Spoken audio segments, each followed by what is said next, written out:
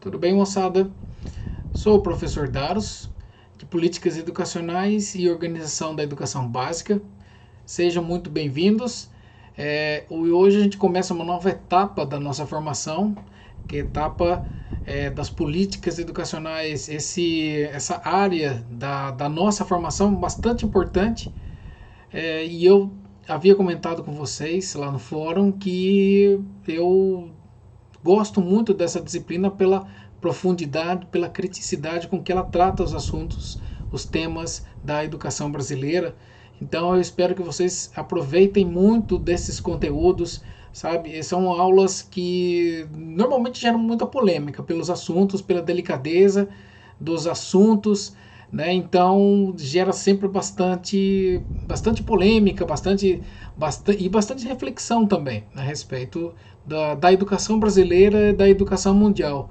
E quando eu digo educação mundial é porque realmente essa disciplina ela articula bastante desde economia internacional até o chão da escola. Então, assim, ela faz muito dessas articulações, dessas correlações, né? Então, é isso que eu queria que vocês percebessem, né? Como é importante a gente entender um contexto macro para poder tentar chegar, né, a alguns indícios aí do que acontece com a nossa educação, em que pé ela se encontra e por que ela se encontra nessa situação. Se a gente não consegue resolver todos os problemas, pelo menos a gente consegue identificar a raiz desses problemas. A aula de hoje é extremamente importante por conta disso, por causa dos assuntos que serão tratados nessa aula e que vão permear as aulas futuras. Então é bastante importante que vocês prestem atenção no conteúdo de hoje, tá bom? Deem sempre uma lida no nosso livro, tá? Porque a aula complementa o livro, né? Então, e o livro complementa as aulas também. Então eu gostaria que vocês desfrutassem da aula de hoje, tá? Fizessem as suas anotações e vamos ver então. Vamos dar início então à nossa aula de hoje, tá bom? Vamos lá então?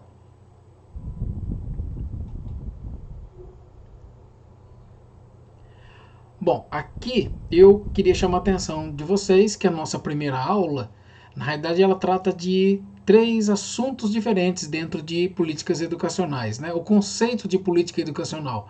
Bom, a gente está falando em política educacional, a gente tem que entender do que se trata. Não só estudar o campo, a gente vai ver isso também, mas o conceito, o que significa política educacional. A gente está tratando de política, mas especificamente política educacional. Do que se trata, tá? Esse campo, o que ele significa e qual a importância para um entendimento, análise da educação brasileira.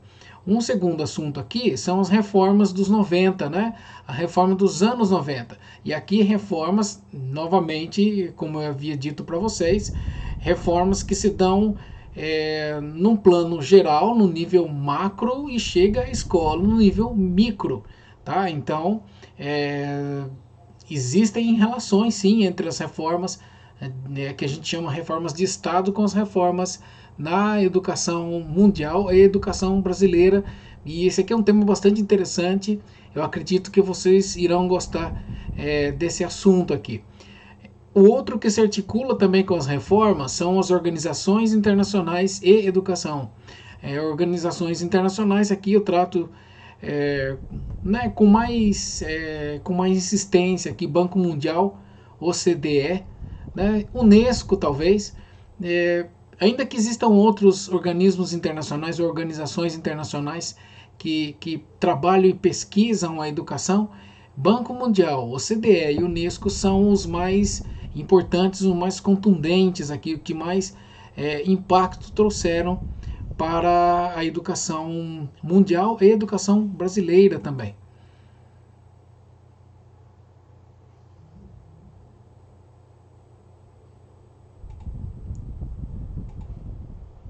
Bom, a aula de hoje ela vai contemplar as unidades 1 e 5, tá? Eu não fiz uma relação sequencial aqui, 1, 2, 3, 4 e 5, mas eu tentei fazer, na realidade, uma articulação das temáticas, né? Eu achei que fosse mais importante que a relação entre as unidades, a relação entre as temáticas. Então eu puxei alguns assuntos que estão na 5, né, com assuntos que estão na unidade 1. E vocês vão ver que realmente tem lógica, sim. Tá? Olha, os objetivos da aula de hoje, né? Conceituar o termo políticas educacionais, tá? A gente vai ver desde o termo política até políticas educacionais, as relações entre elas.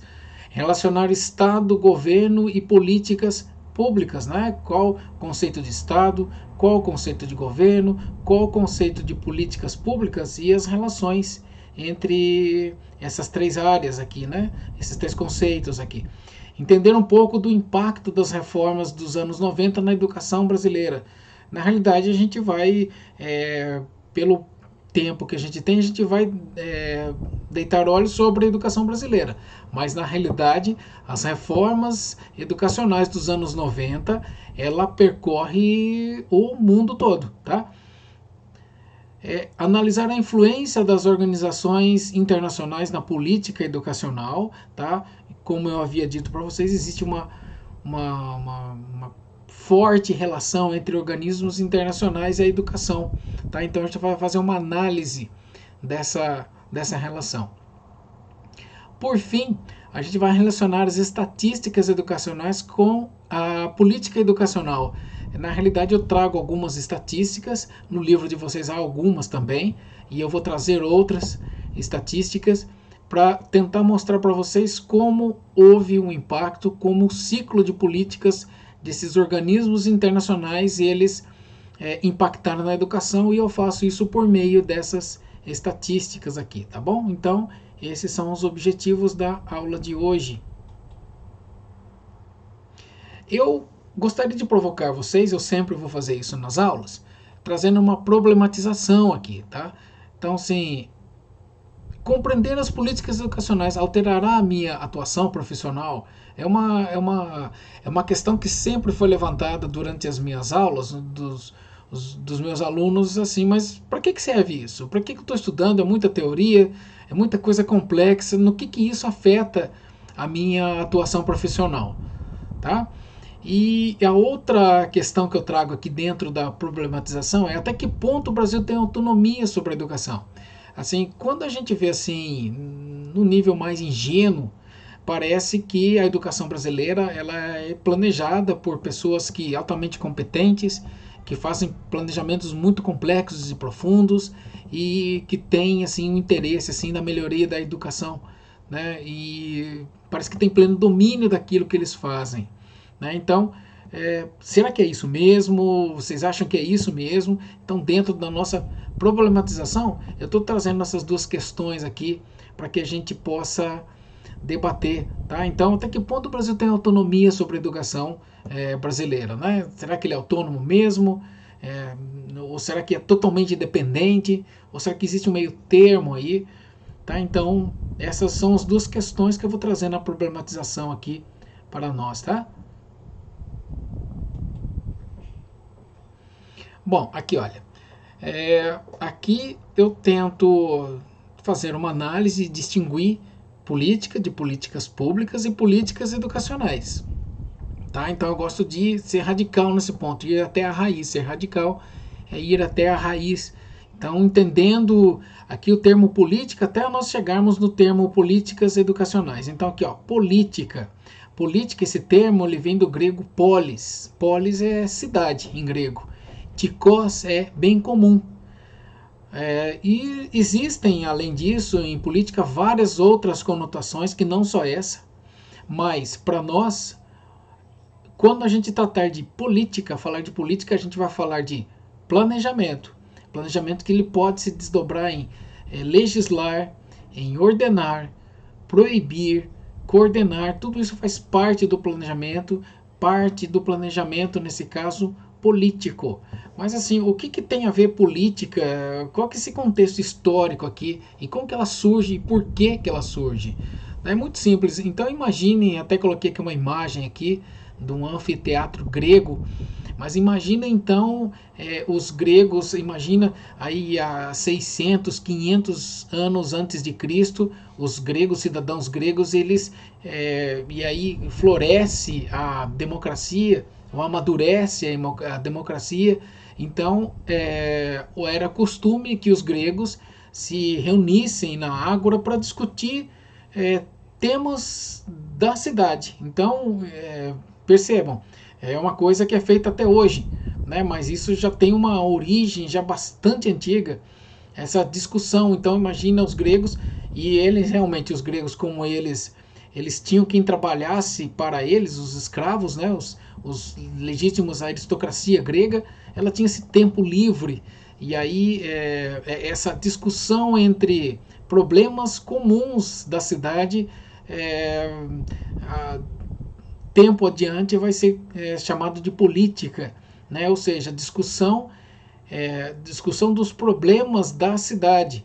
Então imagina aqueles senhores gregos discutindo por que determinada rua estava muito esburacada, né? Por que aquele determinado governo pouca atenção dava aos mais pobres, por que a educação grega estava indo por um caminho, ou estava indo pelo caminho certo, ou pelo caminho errado. Então esse tipo de discussão permeava, né, esses encontros dos gregos, e isso mais adiante ficou conhecido como fazer política. E aqui, quando eu falo fazer política, né, essa é uma das várias conotações.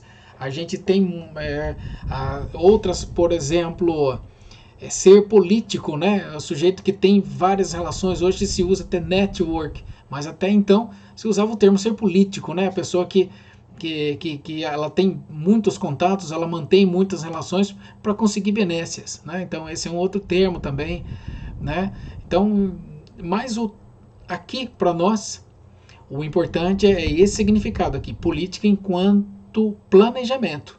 E aí sim, legislação, né, promulgação de leis, uma estruturação, um ordenamento, proibição quando necessário, e a coordenação também quando necessário, quando vários entes participam. Bom, a política, quando se articula com o Estado, ela pode ser chamada política pública, né? Então, política pública é dever do Estado, né? Existem outros autores que ampliam essa ideia, colocando a política pública como um dever do Estado, mas também de uma sociedade civil. Mas muitos outros teóricos eles colocam que a política pública ela tem, em princípio, a obrigação do Estado. Tá? Então eu coloquei aqui política pública como um dever do Estado, ou seja, problemas que envolvem, né, a sociedade em comum são políticas públicas cuja obrigação está no Estado. Políticas públicas, elas têm duas divisões aí principais, aí, né? Políticas públicas sociais, que englobam a preocupação com a saúde, com a educação, né? Você pode colocar saneamento básico também, a habitação, a assistência social também. Tudo isso faz parte da política pública social. E também tem a política pública econômica, né? Que o próprio nome já diz, se interessa por assuntos que envolvem a economia. Então aí, infraestrutura, a produção, o mercado produtivo, o mercado de trabalho, e aí você vai englobar PIB, né? O mercado de produtivo e de consumo, câmbio, tudo isso tem a ver aqui com políticas públicas econômicas, né? A saúde ou não da moeda. Então, nós temos aqui dois ramos, vamos dizer assim, né? Dois ramos, né? A política pública social, a política pública econômica. Bom, dentro da política pública social, a gente já tinha aqui política pública para a educação, que a gente chama de política educacional. Então, você tem o conceito de políticas públicas, que é um dever do Estado. As políticas públicas, elas se dividem em políticas públicas sociais, políticas públicas econômicas. Dentro de políticas públicas sociais, você tem políticas educacionais. E assim, o que significa políticas educacionais? É um campo bastante amplo, pelo menos na minha formação, era o campo mais amplo, né, porque envolve muitas temáticas, né, e muitos problemas também. Então aqui você tem, por exemplo, uma das divisões que é possível fazer. Políticas educacionais, ela se preocupa com a legislação, com leis, decretos, pareceres, instruções. Também se preocupa com organização, com a estrutura, com os segmentos, com os níveis, com as modalidades da educação. Então, uma legislação, uma estrutura, uma organização, um sistema educacional, tá? Mas também a avaliação, né, desse sistema, dessa estrutura, dessa organização. Então, uma avaliação quantitativa e qualitativa do ensino, tá? Faz parte das políticas educacionais, tá? E, por último, o planejamento, ou seja, a política educacional se preocupa bastante com o planejamento, tanto programas quanto projetos que envolvam a educação. Então, aqui você pode subdividir a política educacional em legislação, organização, avaliação e planejamento. Então, vocês estão vendo que o campo das políticas educacionais é um campo bastante amplo. E até hoje se discute muito essa área, né? Uma área muito extensa que você pode... existem ainda os outros desdobramentos dentro da política educacional. Então, muito se discute ainda sobre o campo, né? O objeto de estudo das políticas educacionais, né? Alguns preocupam-se mais com a estrutura, outros mais com a legislação, outros mais com a avaliação, outros com o planejamento, tá? Então, a gente vai tentar aqui nas nossas aulas fazer um estudo de todas essas áreas, tá? Não vamos deitar olhos só sobre uma, né? Embora eu acredite que existem áreas que são preponderantes, mas não vou comentar aqui. Na realidade, a gente vai dar uma olhada sobre todas elas, tá bom? Vamos lá então. Olha aqui, essa aqui é uma reflexão que eu trago para vocês, tá? Muitas vezes as políticas sociais entram em conflito com as políticas econômicas e na maioria das vezes as políticas econômicas, elas preponderam. Então, assim, é um problema sério que há no Estado brasileiro, principalmente essa preponderância da política econômica sobre a política social. Então você começa a entender porque, por exemplo, o controle da inflação, o controle de consumo, por exemplo, às vezes ele prepondera sobre os gastos na educação, os gastos na habitação, né? Normalmente é isso que acontece, né? Até porque o campo da economia é um campo que tem muito mais poder político, né? Um impacto muito grande e, infelizmente, muitas vezes eles preponderam sobre as políticas sociais, tá bom? Bom, a gente estava falando aqui do conceito de política, do conceito de políticas públicas e do conceito de políticas educacionais.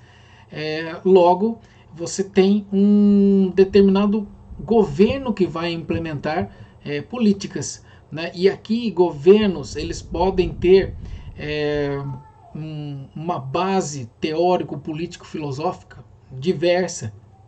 E isso de fato ele afeta com o andamento das políticas educacionais daquele determinado governo. Por exemplo, aqui eu coloquei governo liberal e governo progressista, tá? Então, assim, um governo liberal, qual que é a agenda de um governo liberal? Um governo liberal, isso aqui eu estou colocando assim muito superficialmente, é mais para o entendimento de como se articula e como se desenvolve políticas educacionais, tá? Então é um resumo muito, é uma visão superficial aqui, mas que serve para o nosso entendimento.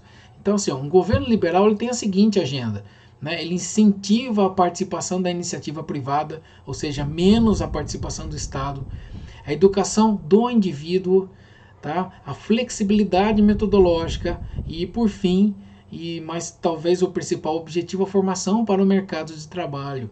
Então, assim, um governo liberal, ele incentiva muito mais a iniciativa privada, em todos os âmbitos, inclusive na educação. Tá? Ele prioriza dentro de um conceito de homem, um conceito de formação, a educação do indivíduo. Então, eles acreditam que o indivíduo ele deve ser preparado para o mercado de trabalho, para a sociedade, mas de uma forma individual, tentando realçar as qualidades enquanto indivíduo. Tá? Numa agenda liberal existe uma flexibilidade metodológica muito maior, até porque se você dá ênfase à iniciativa privada, logicamente que essa liberdade existe, é muito mais flexível, né? Quando você tem uma iniciativa privada participando mais da educação. Então, liberdade metodológica que aqui se articula também com a formação para o mercado de trabalho. Ou seja, a escola, a educação, ela atende aos interesses do mercado de trabalho. Aqui eu não estou fazendo uma crítica, mas estou fazendo uma exposição, porque é assim que funciona. Né? A função da escola, né, a gente vai ver em legislação, uma das funções dela é ofertar educação para a formação para o mercado de trabalho. A questão aqui é que numa agenda liberal, essa ênfase é maior. Tá? A ênfase da educação para a formação para o mercado de trabalho é maior, ela prepondera. Tá? Então aqui eu não estou dando valor, eu só estou explicando para vocês como funciona uma política educacional de um governo liberal. Em contrapartida, nós temos aqui o governo progressista, cuja agenda ela defende a maior participação do Estado, né, entendendo que o Estado é representante do povo, representante de uma sociedade, logo ela entende que o Estado deve participar com maior força em todas as áreas, em todas as políticas, aqui especificamente na educação.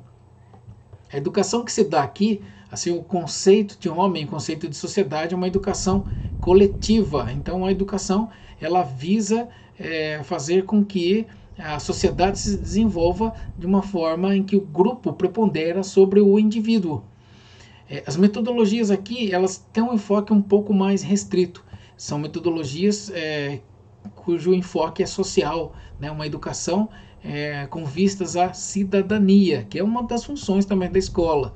Mas aqui a ênfase é uma educação para a cidadania, uma educação com enfoque social, uma educação que se preocupa mais com a área social e, portanto, uma formação crítico-social aqui. Crítico-social, assim, criticando o status quo, criticando a sociedade, procura novos caminhos, procura romper com a sociedade, sobretudo uma sociedade capitalista, procurando alternativas a uma sociedade capitalista.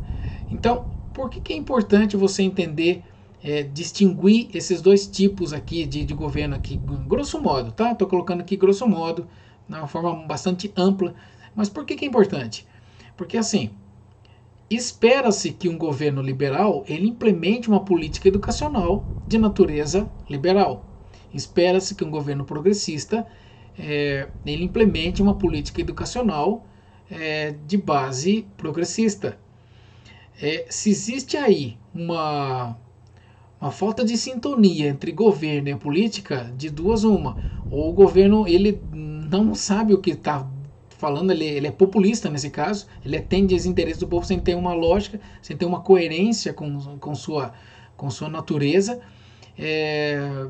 Ou é isso, ou ele é falso. Ele prometeu uma coisa que ele nunca pensou em cumprir. Né? Então, nessas duas situações. Mas, professor, isso pode acontecer? Pode acontecer de uma agenda para uma política educacional, ela entre em conflito com a agenda de governo? Pode e acontece muito. Tá bom? Vamos lá, então? Bom, aqui, olha. Aqui, então, a relação que existe entre Estado, governo e políticas educacionais, né? Então, porque a gente vê muito assim, política de Estado, a gente ouve isso, política de Estado, política de governo, mas o que é Estado, o que é governo? Né? Então, qual que é a distinção que eu posso fazer aqui? Nem sempre é fácil de fazer, às vezes elas conflitam não, elas se harmonizam, elas andam em paralelo, vamos dizer assim. Né? Eu tentei novamente aqui resumir o máximo para vocês, para que a gente possa ter um entendimento aqui dos conceitos de Estado, dos conceitos de governo e como isso reflete em políticas educacionais. Bom, o que é o Estado então? Bom, Estado é um conjunto de instituições permanentes que possibilitam a ação do governo, implementação de políticas públicas requeridas pela sociedade. É assim, pelo menos em teoria, espera-se que o Estado seja um representante da sociedade. Esse Estado, espera-se também que na estrutura clássica de Estado, né, na estrutura moderna de Estado, ele seja composto, né, do poder executivo, do legislativo e do judiciário. Essas são as instituições básicas, as instituições que participam desses três poderes. Eles são os pilares de um Estado. Eles são permanentes, tá? Permanente. Essas instituições são permanentes, elas não se alteram. Diferentemente de governo, que é uma equipe que implementa projetos e programas também, mas é temporário. Então imagine que poder executivo, o poder legislativo, o poder judiciário, eles são permanentes. Agora os governos, eles se alteram conforme as eleições. De 4 em 4 anos eles se alteram. E as políticas que eles desenvolvem também se alteram. E às vezes até são conflitantes uma com a outra. Tá? Então assim, mas professor, qual que é a relação aqui entre política educacional, Estado e governo aqui? Como que a gente faz essa distinção? Pensa o seguinte, educação é uma obrigação do Estado. Né? Educação é uma educação do Estado. Já o governo, ele vai setorizar e vai implementar políticas conforme, né, o seu perfil político e ideológico. Vocês estão entendendo? Então, a educação no sentido macro, educação, ela é uma obrigação do Estado, já que o Estado representa a sociedade. O governo, que são equipes temporárias, eles implementam projetos e programas para a educação. E a ênfase que vai ser dada é conforme o perfil, ou seja, uma educação mais de cunho social, uma educação mais para a tecnologia, uma educação que visa a educação superior, uma política educacional que visa a educação básica. Tá? Então, são projetos que só naquele período do mandato, menos do mandato, que ultrapassam o mandato. Então, tá vendo? A educação, de uma forma macro, ela é obrigação do Estado. Isso significa que todos os governos eles terão que ter projetos e uma política para a educação. Agora, o perfil que essa política vai assumir depende muito de cada governo. É por isso que vocês veem, analisem. Principalmente quando tem um governo liberal, ou um governo dito de direita, vamos colocar assim, um governo progressista dito de esquerda, né? Quando um sai e o outro assume, né? Muitas vezes programas são parados e outros são iniciados. Né? Às vezes eles têm são muito similares, mas por acompanhar os perfis, né? Um é parado e é começado o outro, isso é um prejuízo muito grande para a educação de uma forma geral. Vamos lá então? Bom, até agora a gente falou muito sobre o conceito de política, a gente falou do Estado, a gente falou de governo também, a relação entre Estado, governo e educação.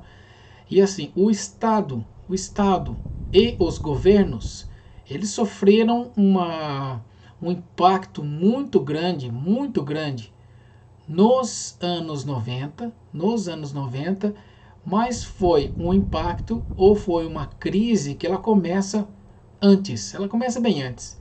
Né? Então é esse quadro, esse pequeno, muito resumido aqui, contexto histórico que eu queria explicar um pouquinho para vocês, que é extremamente importante para você entender as políticas educacionais que são implementadas hoje.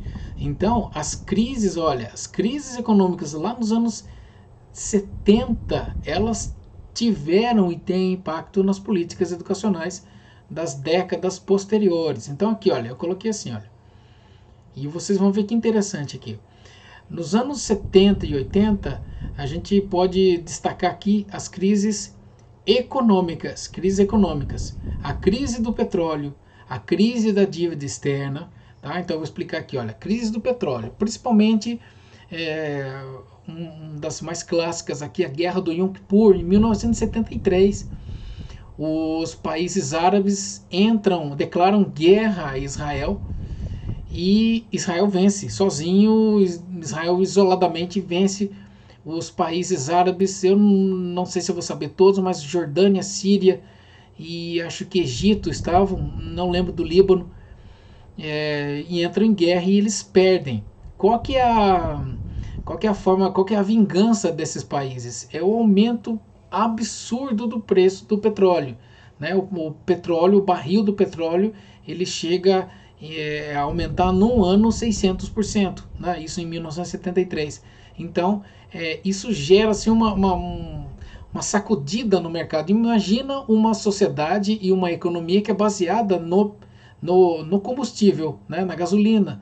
Então, você começa a parar, porque não tem mais o petróleo sobe de tal forma que o transporte, que é uma das infraestruturas da economia, ele para. Então é uma crise muito grande, né? E o que acontece? Bom, imaginem, faça se coloque no papel de um investidor. Bom, se o barril do petróleo ele sobe, né? Se ele tem um aumento que chega a ser mais de 1000% em 2 anos, o que eu faço? Eu invisto meu dinheiro em petróleo. E isso que acontece nos anos 70 e 80. Muitos investidores americanos e europeus, eles começam a comprar barris de petróleo. Eles tiram o dinheiro do banco e investem em petrodólar, que é chamado. O que acontece? O banco, a estratégia dos bancos para não perder tanto dinheiro e tantos investidores é aumentar os juros, né? Aumenta os juros bancários. E o que acontece então? E aí começa outra crise, que é a crise da dívida externa. Bom, até os anos 70, os países mais pobres, ou na época chamado país do terceiro mundo, Brasil no meio, nos anos 70, as grandes obras de infraestrutura são muito... uma boa parte delas é financiada com dinheiro estrangeiro. Tá? Dinheiro estrangeiro, mas vale a pena, porque era um dinheiro com juro muito baixo. No entanto, à medida que os bancos aumentam a taxa de juro, existe uma crise de dívida externa. Os países, principalmente os países da América Latina, entram em insolvência, eles não conseguem pagar. Imagina então, se você faz um empréstimo no banco a uma taxa de 0,99 e essa taxa aumenta a 10,99, 20,99, isso é insolvente, foi o que aconteceu. Então, é por isso também um dos motivos, por exemplo, do regime militar no Brasil entrar em falência, porque não consegue, é uma economia, uma alta inflação, uma dívida externa impagável que leva a uma crise, aqui muito forte, que nos anos 80, uma crise de Estado. O que é crise de Estado? A interpretação de que o Estado está endividado e uma vez endividado ele não consegue mais implementar políticas públicas. Ele não consegue mais, o dinheiro dele, o pouco dinheiro que ainda ele tem, é para pagamento de dívida. Né? É um Estado muito inchado, ele então tem que pagar dívida e pagar funcionalismo. E depois, se sobra alguma coisa, ele investe em políticas públicas. Então, dois governos clássicos desse momento, né, de crise do Estado, são os governos de Reagan, né, Ronald Reagan nos Estados Unidos e a Margaret Thatcher na Inglaterra. Nós somos os ícones dos governos conservadores, ou seja, eu pelo menos eu lembro dessa época. Tá? É uma época de privatização, tá? De enxugamento do Estado, a ideia de que o Estado ele tem que enxugar para voltar a ter fôlego para investir. Então, e isso tem um efeito cascata de desemprego, de perda de benefícios sociais, porque o Estado ele tem que se preocupar com o mínimo possível em termos de políticas de forma geral, de política econômica e política social. O resto ele privatiza tudo. Tá? Então isso teve um impacto no próprio conceito de Estado, né? no próprio conceito de atuação do Estado, entendendo que Não, o Estado ele é muito inchado e por isso ele perdeu o controle e agora nós temos que começar uma reforma no Estado, que é o que acontece aqui nos anos 90, e essa palavra aqui ainda em voga hoje, o neoliberalismo, né? Neoliberalismo ele começa aí no final dos anos 80 para os 90, com o entendimento, existe uma reunião chamada Consenso de Washington, né, onde reúnem-se especialistas na economia em nível mundial, especialistas na economia americanos e autoridades de governos, inclusive de países em desenvolvimento. E eles montam uma agenda de reforma dos estados, entendendo que o estado ele só consegue atender à sociedade se ele seguir aquela cartilha. E nessa cartilha está o enxugamento do Estado, a privatização, a quebra de barreiras, a flexibilização do emprego. Tá? Vocês estão entendendo? Já está mais próximo de vocês essa ideia? E assim, o que acontece aqui no campo da educação nesse sentido? Bom, o Estado ele tem que investir no básico. Né? Então, o mais complexo, o mais caro, passa para a iniciativa privada. Como que isso reflete na educação? O Estado só vai investir naquilo que for básico, tá? Na educação primária, que os textos internacionais vão dizer. Tá? Então, o Estado tem que se preocupar com isso. O resto privatiza tudo. Ou desmobiliza o Estado para acompanhar. E quem vai fazer muito esse papel aqui de mentor intelectual dessas ideias são as organizações internacionais, que a gente vai ver um pouquinho mais adiante. Então, assim, esse elo entre as reformas neoliberais, né, e a implementação dessas reformas numa escala global se dá muito por conta das organizações internacionais. Mas, professor, por que as organizações internacionais? Por que os países mais ricos eles não fazem isso diretamente? Porque você está aqui no contexto também da Guerra Fria. Então, assim, principalmente Estados Unidos, ele não pode chegar diretamente e implementar essa cartilha. Ele tem que fazer isso via organizações internacionais. Tá? E nos anos 90, então, essas organizações internacionais elas vão criar um material, e a gente vai ver mais adiante, material e financiamento, entendendo a educação como alavanca do crescimento econômico e progresso social. Né? Então, assim, o mote dessas organizações internacionais é esse entendimento, que a educação é uma alavanca. Mas, professor, como assim? Por que justamente educação? O que acontece? Eu não falei para vocês que houve uma reforma no Estado? Houve uma privatização, né? Houve, como efeito bola de neve, uma onda de desemprego muito grande, né? Já que o Estado também não financia como financiava antes. Existe uma quebradeira na iniciativa privada também, e uma quantidade de desempregados muito alta aqui a partir dos anos 80, mas também adentrando aos anos 90. Então, assim, o que fazer com esse povo? Qual que é a solução para eles? Qual que é a ideia das organizações internacionais? Que a educação é a alavanca para a recuperação econômica e social. É o entendimento do seguinte: um sujeito desempregado, se ele voltar a estudar, né, se o currículo dele se tornar mais denso, mais sólido, mais preparado, ele consegue retornar a conquistar seus postos de trabalho. Ou seja, a educação se torna o principal instrumento de recuperação econômica e progresso social. Beleza, moçada?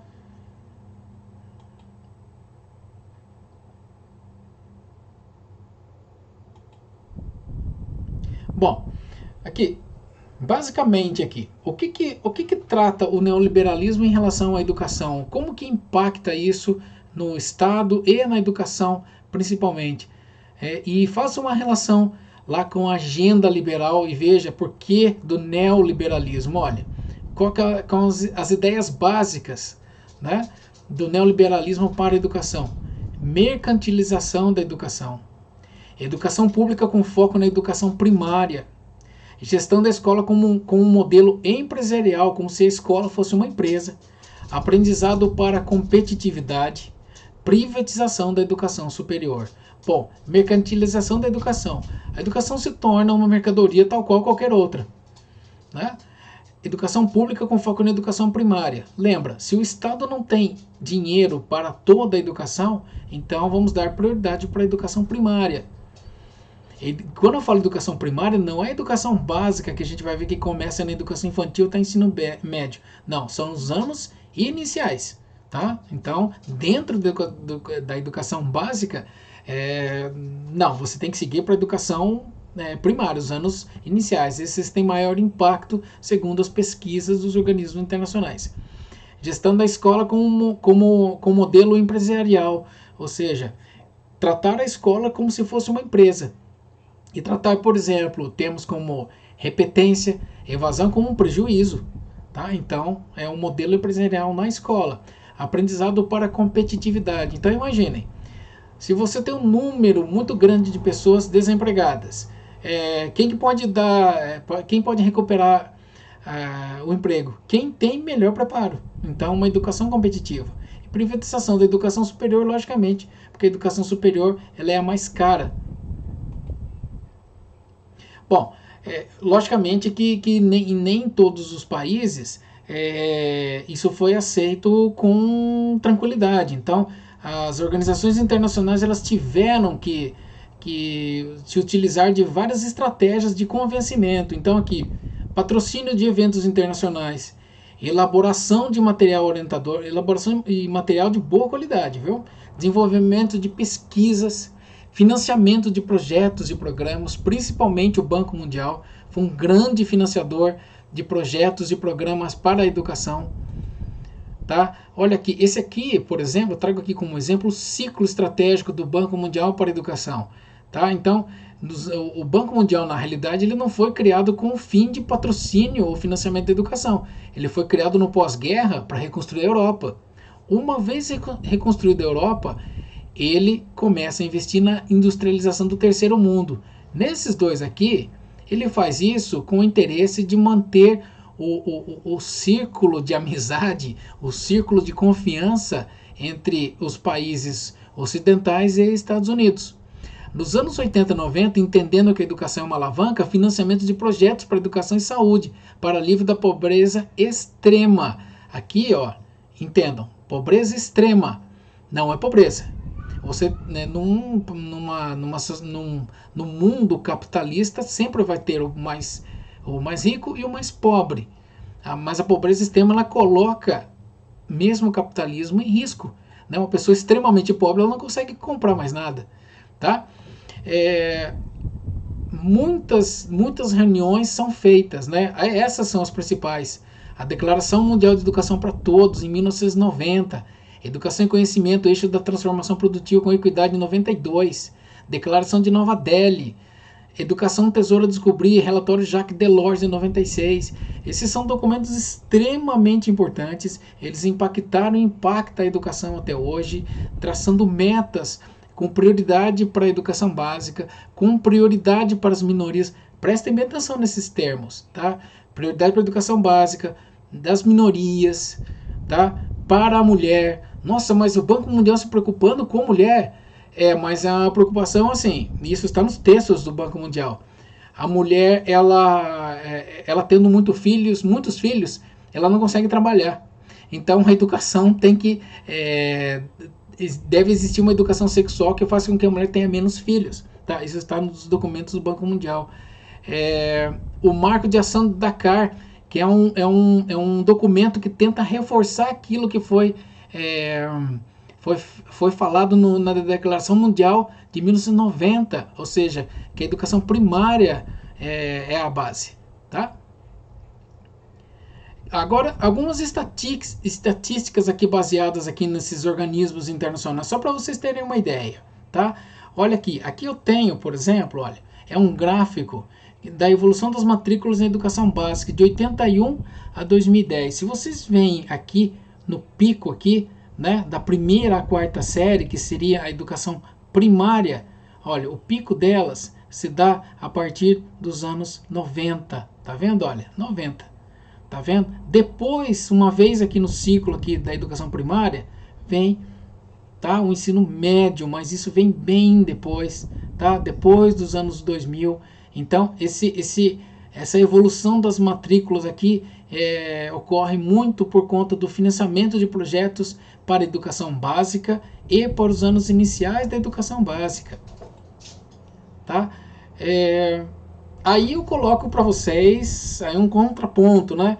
Embora tenha havido um número maior, e isso é uma discussão muito em voga na educação brasileira, né? A quantidade foi atingida, né? Todos estão na escola. Porém, aqui a gente vê, por exemplo, né, na Avaliação Nacional de Alfabetização de 2016, né, o nível que se encontra o Brasil, tá? Estudantes de terceiro ano. Então, o nível de proficiência em leitura, 45%, escrita, 66%, e em matemática, 45%. Ou seja, embora a quantidade tenha tido um avanço muito grande, a qualidade ainda ela patina muito. Se você pega aqui então o PISA, e o PISA, moçada, o PISA é um desses instrumentos que foram criados por um organismo internacional, que é a OCDE, Organização para Cooperação e Desenvolvimento Econômico. Ela produz um vasto material de pesquisa, bastante pertinente, e aqui então eu trago só para ilustrar a situação do Brasil, né? O PISA, ele avalia jovens de 15 a 16 anos, então aqui eu tenho no canto assim, a posição do Brasil dentro de 70, às vezes varia, né? De 70 a 75 países, mas olha o Brasil aqui, 58, tá? De 70. Aqui, 75, o Brasil ficou em 71. E aqui, de 70 países, o Brasil ficou em 64. E se a gente vê aqui as escalas, o Brasil, né, avançou pouquíssimo, né? Pouquíssimo em 10 anos, quando não regrediu. Tá? Então, eu trago essas estatísticas para mostrar para vocês que, embora tenha havido assim, um número muito grande na população atendida, em termos de qualidade, o Brasil ainda patina muito, né? Agora, você pega aqui, por exemplo, nesse gráfico aqui, a porcentagem de matrículas no setor privado. Então, existe uma lenda também que os Estados Unidos, está aqui os Estados Unidos, é o país que tem mais educação privada. Não, moçada, não é não. O Brasil é um dos que mais tem. Inclusive esse gráfico está um pouquinho defasado. Tem gráficos mais atuais, mas assim, nas Américas, para falar a verdade, né? Para falar a verdade, ainda em nível mundial, quem tem uma educação superior privada, assim, em porcentagem muito alta, é Chile. E depois vem o Brasil, moçada. Então, vocês estão percebendo aqui as políticas e como que elas impactaram em termos de resultado na educação brasileira? Tá? Síntese, compreender as políticas alterará a minha atuação profissional? Eu acredito que sim. Por quê? O profissional da educação, ele não é só um sujeito que dá aulas, mas é um sujeito, sobretudo, de formação, que forma opinião. É por isso que as políticas educacionais ele dá esse complemento na formação nossa. Até que ponto o Brasil tem autonomia sobre a educação? É um ponto que a gente vai retornar, mas assim, o Brasil tem autonomia em termos de leis, exatamente, em legislar. Mas assim, existe uma influência muito grande de organismos internacionais sobre a educação brasileira, mas aí, equilibrando, não é só sobre o Brasil não, tá? É sobre o mundo todo. E moçada, eu termino a aula de hoje, deixa eu voltar aqui a falar com vocês.